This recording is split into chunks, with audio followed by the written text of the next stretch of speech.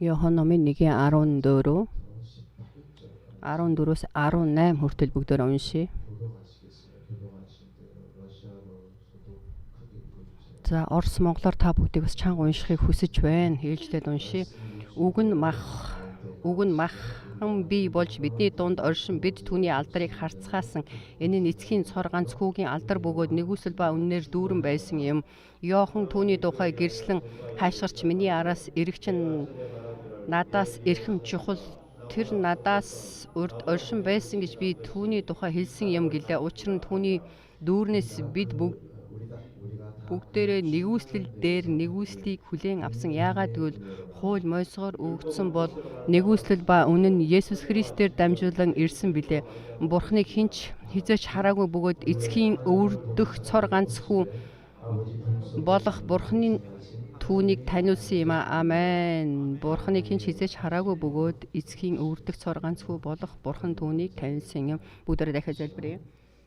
Бурхан минь танд талархъя. Таны өмнө эрэхтэй бид нар өнөхөр хоосон гараар ирээгүй эзэм танд өргөлөө өргөсөн хүн нэг болгоныг эзэм та удирдан энэ өргөлийг эзэм та хүлээн авч энэ өргөлөөр дамжуулаад эзэн таны 5-7-2 загсыг эзэмнээ та дүүргэж өгч туслаач.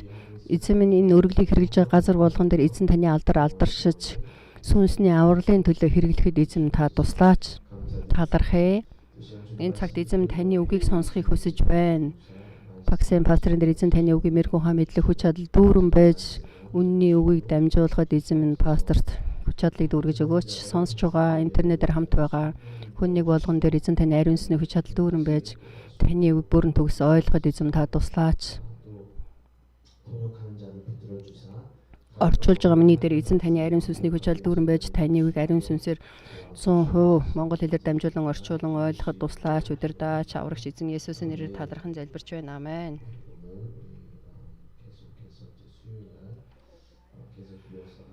За 3 дахь өдөр бид нар энэ жинхэнэ итгэл хичээл хийж байгаа. За тэгэхээр бид нар 238 дахь цаг 238 дахь цаг болсон байна. За энэ жинхэнэ бодит байдал болон харьцуулал гэсэн сэдвтэй эзний ивэлийг та бүстэй хуваалцахыг хүсэж байна. Бид нэр үргэлж энэ үгийг сонсож байна. Энэ бодит байдал болон харьцуулал гэсэн үгийг бид нар сонсдог. Тийдид ирсэн хүн болгон энийг бол сонсон. Нэг удаа ирэхэд л бүгд энэ жинхэнэ болон загвар гэдэг энэ зүйлийг бид нар бол сонсож байгаа. За энэ харьцуулал юм жинхэнэ юу юм гэдэг талаар Пакмасиа пастор TD-гээр дамжуулаад биднэрт бол зааж өгсөн байгаа шүү дээ. Тэгэхээр бид нар энэ жинхэнэ бодит нь юу юм, жинхэнэ энэ харьцуулал нь юу юм бэ гэдгийг бол сайн мэдхгүй хүмүүс гэдэг нь үгийг сайн сонсохгүй байна гэдгийг хэлж байна. За тэгэхээр жинхэнэ юу юм, харьцуулал нь юу юм бэ гэдгийг бол бид нар урд нь энэ үгийг сонсон ойлгосон байгаа. Тэгэхээр энэ бидний сайн мэддэг үг байна. Тэгэхээр жинхэнэ бодит гэдэг нь юу юм бэ? Жинхэнэ бодит. Тэр зураг нь юу вэ? Тэгэхээр бидний өнөөдрийг хүртэл сонсон энэ үгнүүд юу байсан бэ гэхээр үнэн бол жинхэнэ бодиттой. Тэр үнний өмнө ирсэн тэр хууль гэдэг нь Бурхны загвар сүүдэр гэдгийг бид нар сурсан байгаа. Энэ бол үнэн. Энэ Библийн үг гэдэг бол жинхэнэ бодит болон харьцуулал гэдгийн дотор жинхэнэ бодиттой нь юу юм? Харин үнний үгэ гэдгийг хэлж байна. Амен. Жинхэнэ бодиттой гэдэг нь үнний үг.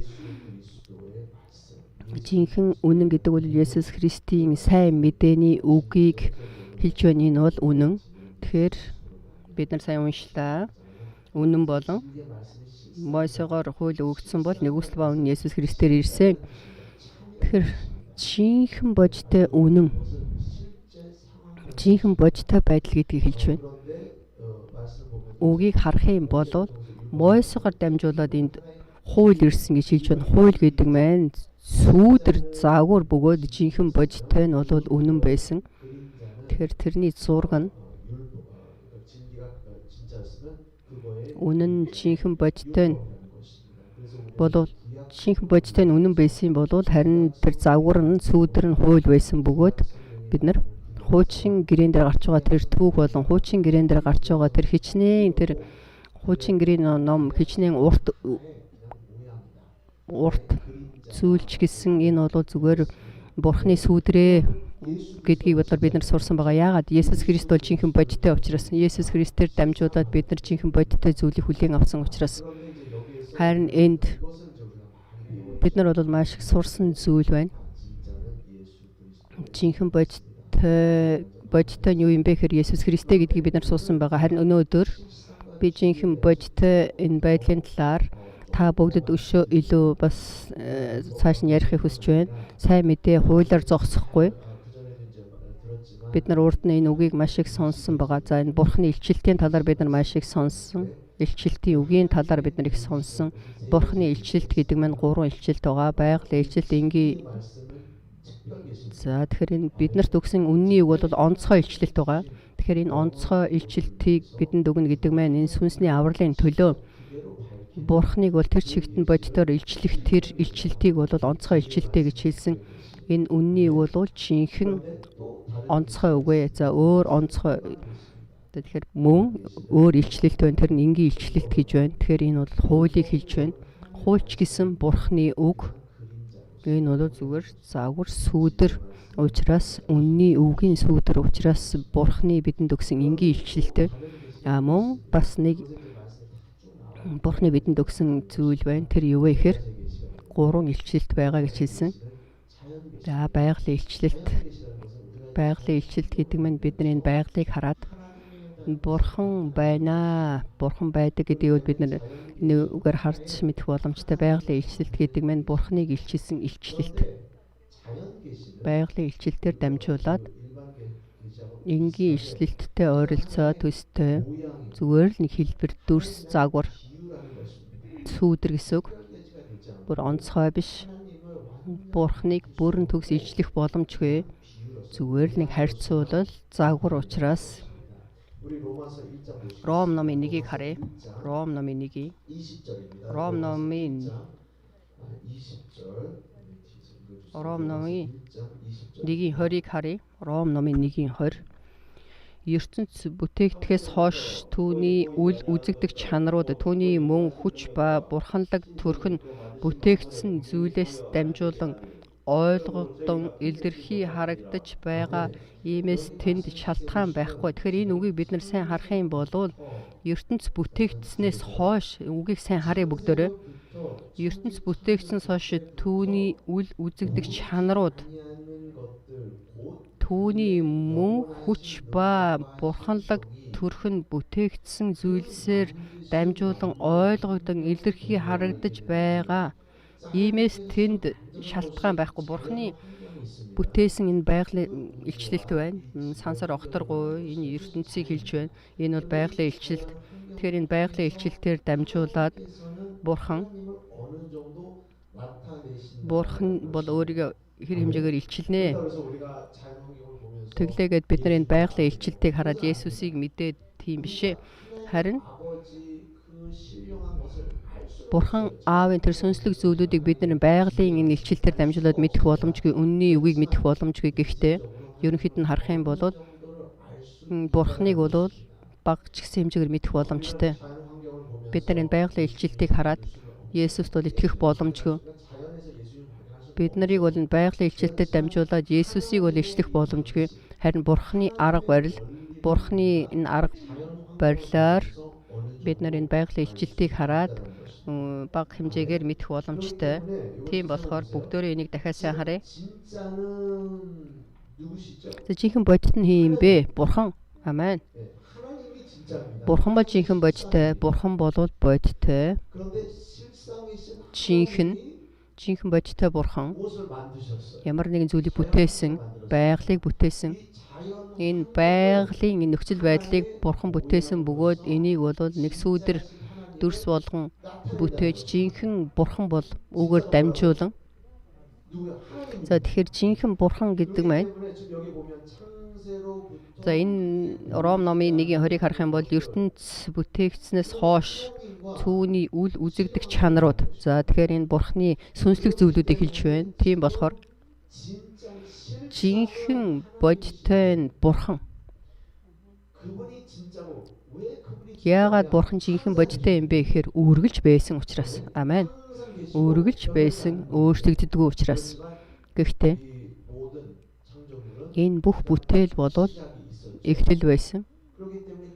Тийм болохоор жинхэнэ бодиттой, жинхэнэ оригинал нь биш. Бид нар бол энийг барих боломжтой, сонсох боломжтой, амтлах боломжтой, үзэх боломжтой ч гэсэн энэ бол нэг сүүдэр загвараа. Амен.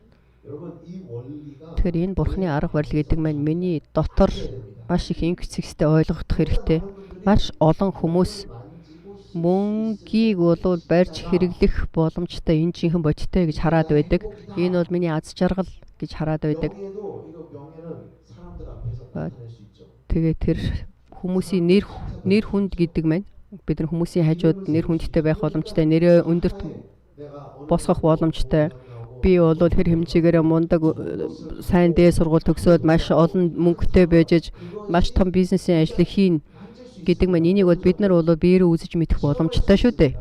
Гараараа барьж үзэх боломжтой. Энийг хараад бид нар энэ бол жинхэнэ бодиттой. Энэ бол аз жаргал гэж маш олон хүмүүс мэдэрч байна. Харин бидний энэ харж байгаа энэ зүйлүүд нэг юу гинэ? Зүгээр л нэг сүүдэр загвар дөрхөө гэж хэлж байна. Амен. Энэ бол жинхэнэ бодит нь биш ээ. Есүс ингэж хэлсэн. Энэ ертөнцид байгаа хинч гэсэн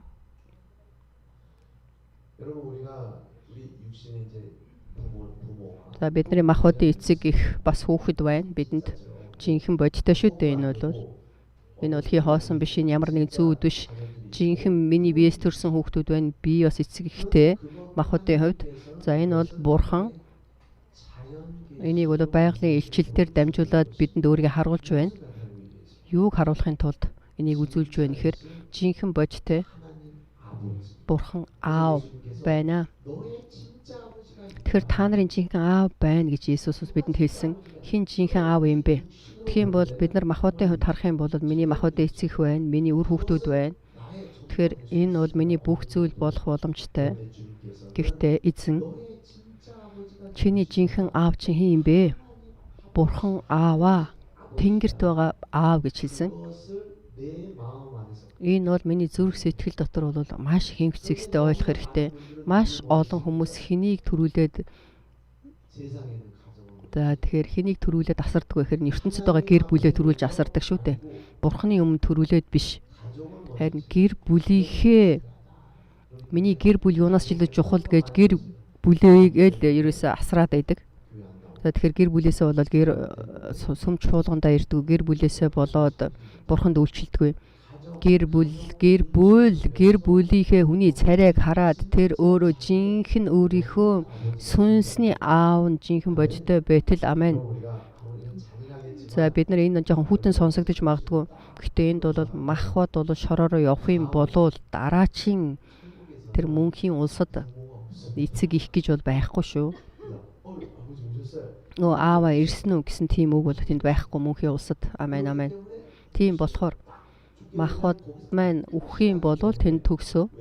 Яагаад гэхээр энэ ертөнцид байгаа энэ бүхэл махбод материалын зүйлсүүд нэг зүгээр байгалийн илчилт харьцуулаад сүүдрээ жинхэнэ бодиттой зүйлийг харуулж байгаа тэр арга барилыг бол арга барилаа тэгэхээр бид нар энийг хараад мэдрэх тусам энэ байгалийн илчилтийг бид нар харах тусам тэр зураг сүүдрийг харах тусам юу илүү бат болж байна гэхээр жинхэнэ бодиттой нь бол бат болж байна шүү дээ. Харин ертөнц бол яаж вэ? Эсэргээрээ явж байна шүү дээ.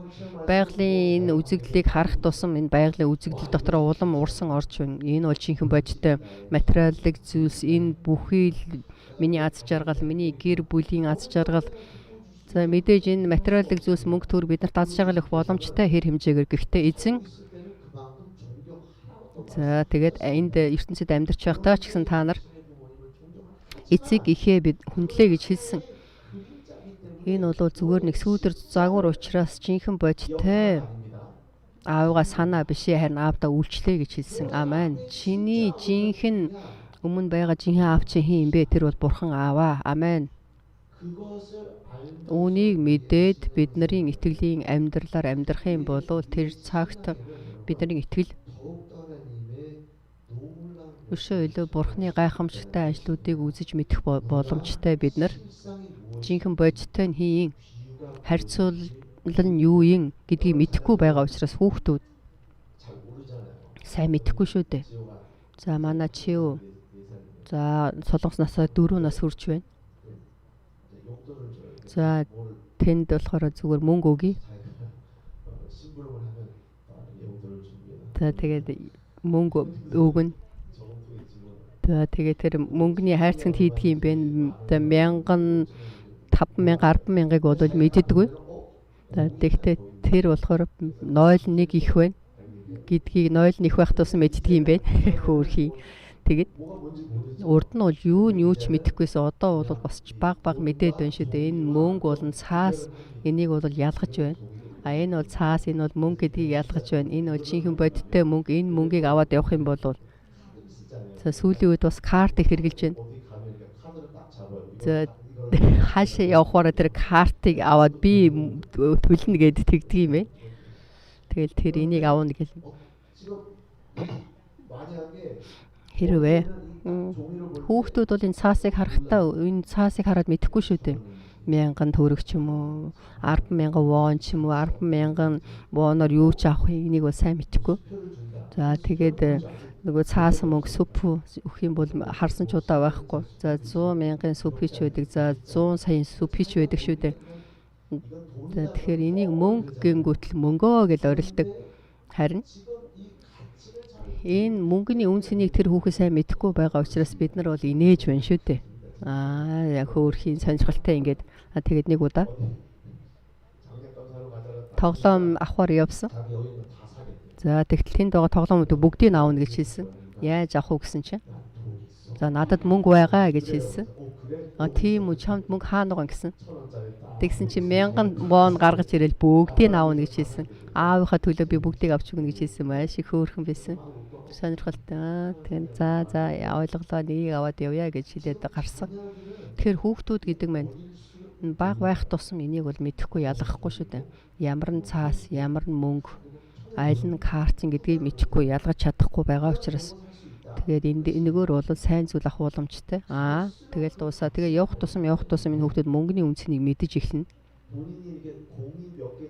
За тэгээ тэр бол нойл нь хэд байгаас шалтгаалаад тэнд бол бас хандлага нь өөр болж эхэлж байна. За маш олон хүмүүс жинхэнэ бодиттой нь юу юм? Жинхэнэ бодиттой нь юу юм? Харьцуулал сүүдэр завгар нь юу юм гэдэг ерөөсөө мэдэж ялгахгүй байна. Энэ бол жинхэнэ түүний төлөө эзэн хэлэхдээ та нар бурхантай нэгэ. Аамен. Та нар юунд үйлчлэх вэ? Хинд үйлчлэх вэ? Хинд илүү хайртай байх вэ? Хэнийг илүү хайрлах вэ? Тэгэхээр хоёр эзэн бол байх боломжгүй. Нэг эзэнд үйлчил нөгөөг нь үзэн ядна гэж Библи бидэнд хэлсэн. Тэгэхээр миний зүрх сэтгэл дотор энийг бол бид нар маш сайн ялгаж харж чадах хэрэгтэй байх хэрэгтэй. Маш олон хүмүүсийн сүүдрийн загварыг жинхэнэ бодиттойгоор хараад байна. Жинхэнэ бодиттой гэж хараад байна. Тэгэхээр энэ бол жинхэнэ ам. Энэ бол жинхэнэ миний аз жаргал. Энэ бол жинхэнэ миний амьдрал гэж бол харж байна. Түүний тэр амьдрал нь яах вэ гэхээр харьцуулал сүүдэр загвар учраас зүгээр нэг байгалийн илчлэл дотор энд бол удирдуулж байна. Харин бидний хувьд жинхэнэ бодиттой тэр нэгнээс бид нар бол үнэхээр тэр мэдрэмжийг авах хэрэгтэй. Амен. Тэгэхээр бидний энэ зүрх сэтгэл дотор маш их сайн ялгаж харж чадах хэрэгтэй. Бид нар ялгаж за үгийг харъя. Еврей ном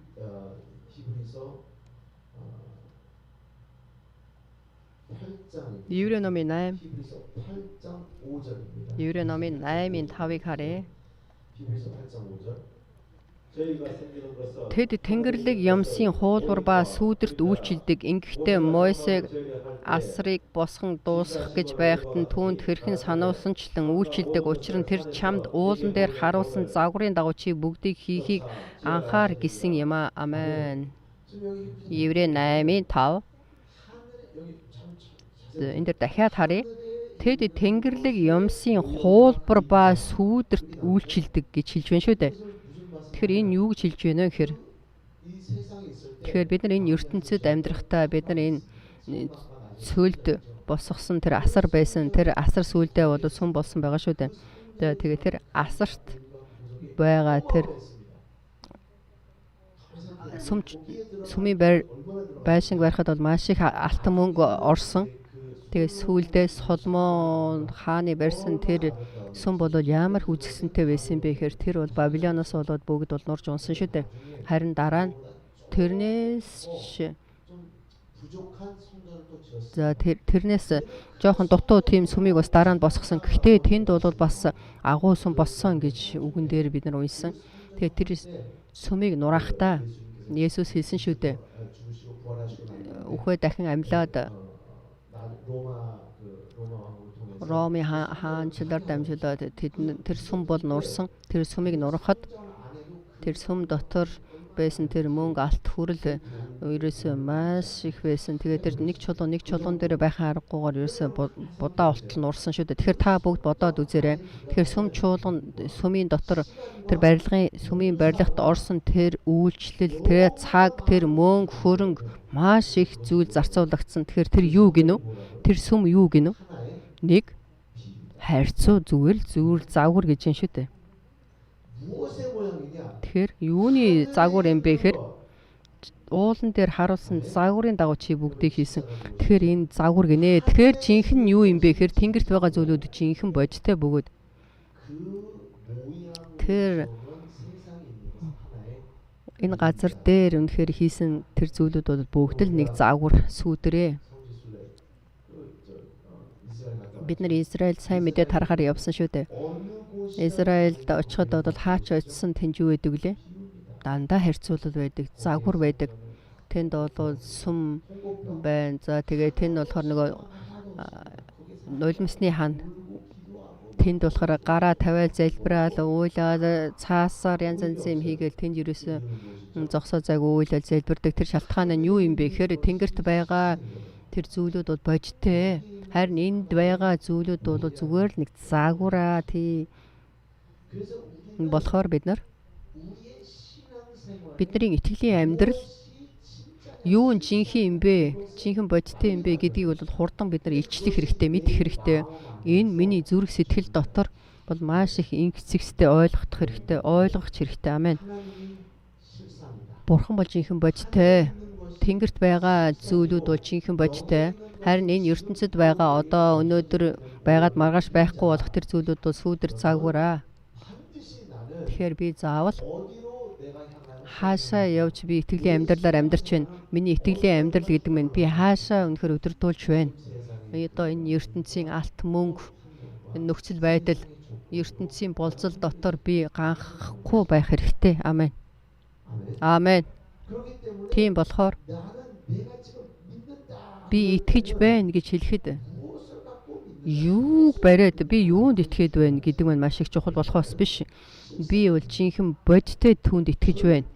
Би бол энэ бол жинхэнэ бодтой бүхий зүйлүүд түүний загвараар баригдсан. Амен. Тэгэхээр тэнгэрт байгаа. За бид нар илчилт номыг харах юм бол илчилт номын 20-ыг харах юм бол тэнгэрт байгаа тэр мөнхийн улсын зам нь цэвэр алтан замтай гэж бид нар уншсан шүү дээ. Гайхамшигтай. Тэгэхээр яагаад энэ газар дээр алт байгаа нь та нар мэдэх үү? Яагаад энд алт байна? Зүгээр байгалаас гарч байгаа энэ алт болохоор байгалаас гарч байгаа алт. Тэгэхээр байгалаас гарч байгаа алт энд байгаа юм чинь яагаад алт байгаа гэж асуугаад их ингэж бүү одоорой мөнхийн улсад алт байгаа учраас энд алт байгаамаа. Тэгээ миний энэ ч гэсэн гарч зүүж байгаа юм ч гэсэн бол бид нар энийг харж байгаа учраас энэ бол жихэн бодтой гэж бид нар харж байна тийм ээ. Тэгэхээр энэ бүх зүйлүүдийг бид нар гараараа барьж мэдэрч харж байж энэ бол загвараа гэдгийг ойлгох хэрэгтэй. Энэ ертөнцид миний үнэхээр энэ амьдарч байгаа энэ байдал маань ч гэсэн загвар жинхэнэ бодтой нь хаана байна? Мөнхийн улсад байна. Амен. байсан тэр бат итгэл миний дотор байх хэрэгтэй. Тийм бат итгэлтэй нэг нь Есүс бол чи өөрийнхөө эд хөрөнгийг хаана хураа гэж хэллээ. Амен. Хаана хураа гэж хэллээ. Мөнхийн ус. Швейцийн банкнд хийгэрэй гэж хэлсэн үү? Ани тийм биш үстэй. Швейцийн банкнд мөнгө хураа гэж хэлсэн үгүй ээ. Тэр тэнгэрт хураа гэж хэлсэн. Жинхэнэ бодитын энд биш шүү. Энд бол бид нар бол зүгээр нэг хэлбэр загвар сүүдэр дотор баясан. Окей. Энэс ч агуу сайн зүйл байгаа гэдгийг бол Бурхан бидэнд мэдүүлэхийн тулд байгалийн илчилтийг өгсөн. Тэгэхээр бид нар энэ ертөнцид юуг ч харсан, ертөнцийн юуг ч харсан. Энд бол маш олон эрдэнсийн зүйл байна, Таямонд ч байна. Энд яагаад юм алтан мөнгө энэ гоё эрдэнсийн чулд их баг мэдэж байна уу? Мөнхийн унсад байгаа учраас амен. Мөнхийн унсад бол маш олон тэр эрдэнсийн чулуус байдаг. Илчилт ном дээр байна шүү дээ. 12 хаалган дээр 12 эрдэнсийн чулуу гэж гайхамшигтай. Тэгэхээр тэр мөнхийн улсад байгаа тэр эрдэнсийн чулуунууд энд байна шүү дээ. Та нар юунд дуртай? Рубинд дуртай мó? Таямонд дуртай мó? Тэгэхээр энд байгаа бүхэл зүйлүүд нь юу юм бэ? Зүгээр л загвар. Мөн загвар байгаа. Харин мөнхийн улсад юу байна? Жинхэнэ бодит нь байдаг. Тийм болохоор бидний итгэлийн амьдрал жинхэнэ бодитоос зуран жинхэнэ бодитыг суулгаж жинхэнэ бодиттой тэр зүйлд дуулууртай байна гэдэг миний итгэл. Амен. Тэгэхээр бид нар Бурханы өмнө эзний өмнө залбирна, мөргөл өргөнө гэдгийг та бүгд бодоод үзээрэй. Энэ жил нэг нэггүй итгэлийн амьдралаар амьдрья гэж бид нар яриад байдаг.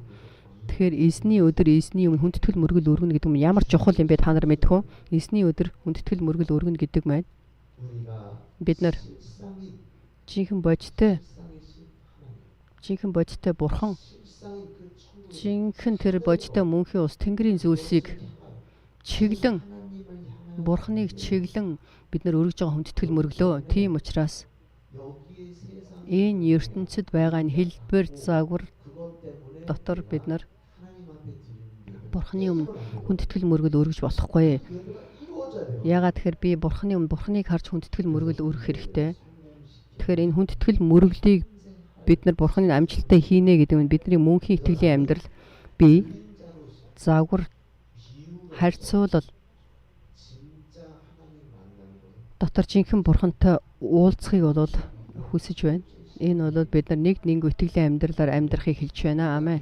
Бид нар залбирахтаа ч гэсэн би Есүсийн нэрээр залбирахтаа бид нар Есүсийн нэрээр залбирахад ямар нэгэн сүнслэг зүйлүүдийг хийхэд Тэнгэрийн зүйлүүдийг хийж байгаа учраас Тэнгэрт байгаа тэр сүнслэг зүйлүүдийг хийж байгаа учраас тэгэхээр энэ ертөнцид байгаа энэ зүйлүүд бүгд загвар сүүдэр учраас Есүсийн нэрэнд хүч чадал байна. Жинхэнэ байна уу байхгүй юу? Байна шүү дээ. Есүс миний цусыг ууж миний махыг идэж би өөрийнхөө махбодоор хийсэн тэр бүхий зүйлд эцээ хүртэл итгэе гэсэн тэр шалтгаан нь тэр бол жинхэнэ бодиттой учраас амен. Амен. Тэр эзэн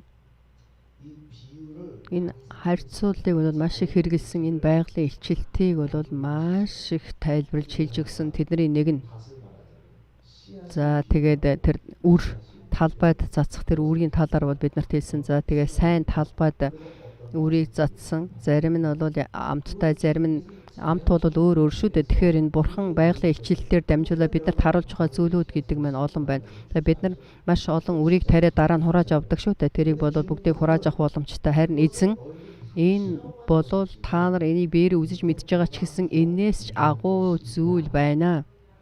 Амен. Тэр тарьсан үр жимснээс ч агуу зүйлүүд байна. Та нарын энэ тарьсан үр жимснээс ч илүү жинхэнэ бодиттой үр жимс байна. Тэр бол үг ээ. Тэгэхээр энэ үгийг үнэхээр суулгаа та нар үзэж мэдэж амталд энэ үг бүрэн төгс миний амьдрал дээр хэрэгжих хэрэгтэй байна. Хийгдэх хэрэгтэй байна. Тийм зүрх сэтгэл байх хэрэгтэй. Биднэрт тийм зүрх сэтгэл байна гэх юм бол би энэ ертөнцид байгаа юунаас ч илүүгээр жинхэнэ бодиттой байна. Үг тэр бол үгэ гэдгийг бол бид нар бүр үзэж мэдэх хэрэгтэй. Эзэн бол үгэ хэлсэн шүү дээ. Би бол усан үзмийн мод та нар мөчрүүднэ гэж бас харьцуул хэлж байсан. Тэр харьцуулж хэлсэн шалтгаан нь байгалийн илчилтээр дамжуулаад энэ бол жинхэнэ биеэр жинхэнэ үзэж мэдэж байгаа. Махбодын хувьд жинхэнэ үзэж мэдэж байгаа зүйлсүүд инээс ч агуу зүйлүүд Тэнгэрт байна гэдгийг эзэн бидэнд хэлж өгч байна. Амен. Есүс хончин. Бид нар бол хонь.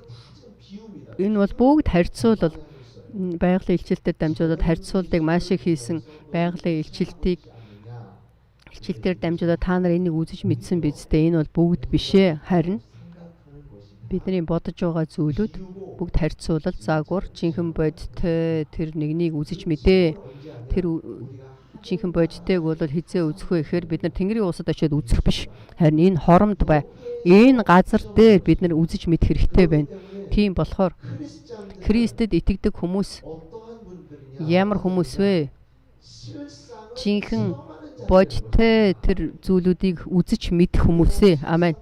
Тэгэхээр бид нар тэр жинхэнэ бодтойг бид нар Есүс Христээр дамжуулаад хүлээн авсан шүү дээ. Тийм болохоор бид нар Есүсийн нэрээр залбирах болон Есүсийн нэрээр чөтгөрүүдийг хөөх болон бид нар Есүсийн нэрээр өвчтний төлөө залбирах мөн жинхэнэ бид нар сүнслэг зүйлүүдийг үзэж мэдэх ариун сүнсийг авах гэдэг маань юутай ч харьцуулшгүй жинхэнэ бодтой зүйлээ. Амен. Эзэн бас ингэж үгөө хэлсэн. Би энэ ертөнцийн гэрэл.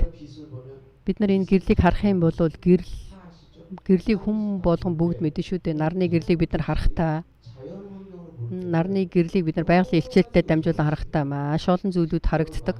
Хэрвээ нарны гэрэл байхгүй байх юм бол бид нар бол бидний зүрх сэтгэл маш их гунигтай болно. Үргэлж харанхуй байх юм бол бидний зүрх сэтгэл ч гэсэн харанхуй болно. Тэр нарны гэрэл тийм бол миний зүрх сэтгэл дотор ч гэсэн миний мэдрэмж ч гэсэн надад ч гэсэн энэ махбодд ч гэсэн нарны гэрэл маш их зүйлүүдийг өгнө шүү дээ. Тэгээд нарны гэрэлчилт байгаад маш олон ургамал ургаж байна шүү дээ. Ургамал ургаж байна. Тэгэхээр энэ нарны гэрэл байснараа түүгээр зогсохгүй дулаахан байна шүү дээ бас. Нарны гэрэлд бас дулаахан илчтэй байна. Тэгэхээр бид нар хөлдөж өгөхгүй байна. Тэгэхээр энэ нарны гэрлээр дамжуулаад маш олон ургамал ногоо өсөж үржих хэмжээгээр бас ингэж бид нар бол энийг байгалаа талаар энэ сургууль дээр сургууль сурж байхдаа бид нар суусан шүү дээ. Тэгэхээр жинхэнэ байгалийн гэрлээр дамжуулаад бидний нүдэнд харагдаж байгаа энэ гэрэл тэгэхээр бид нарт харагдахгүй маш олон гэрлүүд байна. Нүдэнд харагдахгүй гэрлүүд бас байна. Тэгэхээр энэ олон гэрлүүдээр дамжуулаад энэ ертөнц бас өсөн үржиж байна. Харин Есүс өөрийгөө би гэрлээ гэж хэлсэн. Амен. Эзэн жинхэнэ бодтой. Харин бид нар найдаж байгаа тэр үзэж мэдэж байгаа тэр нарны гэрэл гэдэг маань зүгээр сүүдэр загвар. Амен. Тэр эзний үг бидний харж байгаа энэ байгалийн илчилчийг эзний үг биднийг бас барьж байна гэдгийг мэдэх хэрэгтэй. Амен. Үгээр эзэн энэ бүгдийг бүтээгээгүй гэж үгээр эзэн байгалыг бүтээсэн шүү дээ. Үгээрээ. Тийм болохоор маш олон хүмүүс Есүсийн үг гэж хэлэх юм бол юу гэж боддог вэ гэхээр Есүсийн үг гэдэг маань зүгээр л нэг ёс суртахууны хувьд бодол сайн талаас нь бол ойлгож байна.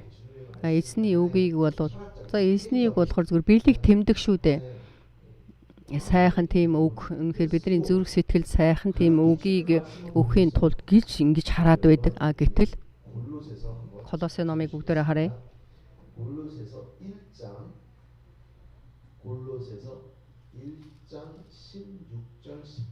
Колосе 1:16-17-г уншъя.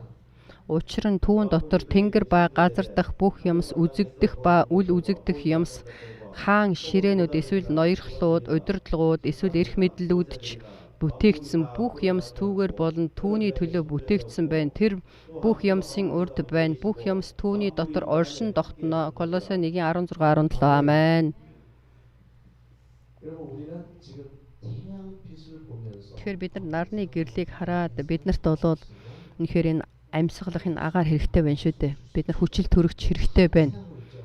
хүчил төрөвчгөл бид нар амьсгалж чадахгүй гэж бодож байна. Тэгэхээр энийг бий болгож бүтээж байгаа бүтээсэн тэр Есүс, үүнийг бүтээсэн Есүсийн үг тэр дотор энэ бүхий л бүтээл бий болсон шүү дээ.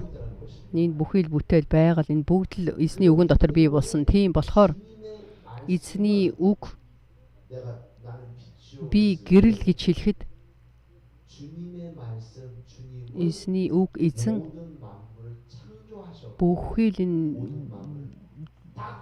бүхий л байгалыг бүтээсэн. Амен. Тэгэхээр бид нар энэ шинжлэх ухааны тал дээр харах юм бол за энэ нарны гэрэл байх хэрэгтэй, биднэрт хүчил төрөгч байх хэрэгтэй, материалын зүйлсүүд бүгд байх хэрэгтэй гэж бид нар ингэж хараад байдаг. Харин бид нар өшөө илүү гүнзгий харах юм бол энэ бол нэг загвар бөгөөд жинхэнэ бодиттой нь юу юм бэ гэхээр эзний үг ээ. Эзний үг байгаагүй байсан бол энэ ертөнц бол айл хэзээний галт шатагдаад байхгүй болсон гэж бол үгэн дээр гардаг шүү дээ. 2 дугаар Петр номон дээр энэ бүхий л бүтээл нэг хормын дотор байхгүй болно. Галт шатагдаад байхгүй болох тэр шалтгаан нь эзний үг энэ ертөнцийг барьж байгаа учраас. Амен. Тэгэхээр бид нар юунд илүү итгэн найдах вэ гэхээр жинхэнэ бодитойд итгэж найдах хэрэгтэй. Тэр жинхэнэ бодиттой нь Есүс Христ, түүний үг. Тэр бидэнд өгсөн үг. Эзэн бидэнд өгсөн үгэнд найдан дуулууртай байна гэхэд энэ бол миний амьдрал дээр жинхэнэ бодиттой зүйлүүд хийгдэж байна гэсэн тийм бат итгэлтэй байх хэрэгтэй. Амен. Бурхны хаанчлал ирнэ гэж үгэн дээр үтсэн байна. Тэгэхээр энийг бид нар биеэр үзэх хэрэгтэй, мэдэх хэрэгтэй. Тэгэхээр бид нар энэ загвар дотор байгаль баярлал, сүүдэр дотор байгаал, бид нар аз жаргалтай байгаал. Тэгэл энд баяр хөөртэй байгаал үсэр цогчих бишээ. Харин надад жинхэнэ хүч чадал байна, гэрэл байна, ам байна. Амен. Энэ бол зураг сүүдэр загвар биш. Энэ бол жинхэнэ бодиттой. Энэ бодиттой нь миний дотор байна гэдэг энэ бол бидний жинхэнэ итгэлийн амьдрал. Тэгэхээр бид нар жинхэнэ яаж энэ бодиттой байдлыг хүлээж авч байна гэдгээс шалтгаалаад бүх зүйл өөр байна.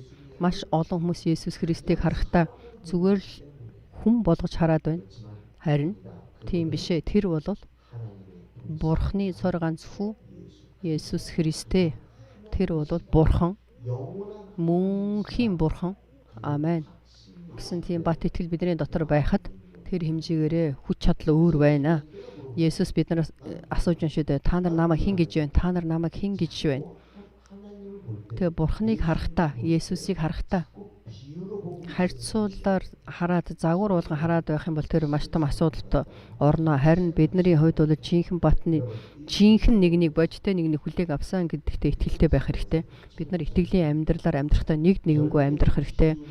Ерөөсөө харьцуулал дотор бидний зүрх сэтгэл ганхаж хөдөлж болохгүй. Энэ загвар дотор бидний зүрх сэтгэл дагаж явахгүйгээр жинхэнэ сүнслэг зүйлүүдийг Бурхны бидэнд өгсөн тэр сүнслэг зүйлүүдийн төлөө, Есүсийн төлөө бид нар итгэлийн амьдралыг нэггүй хийх хүсэж байна. Бүгдээ хамт залбирцгаая.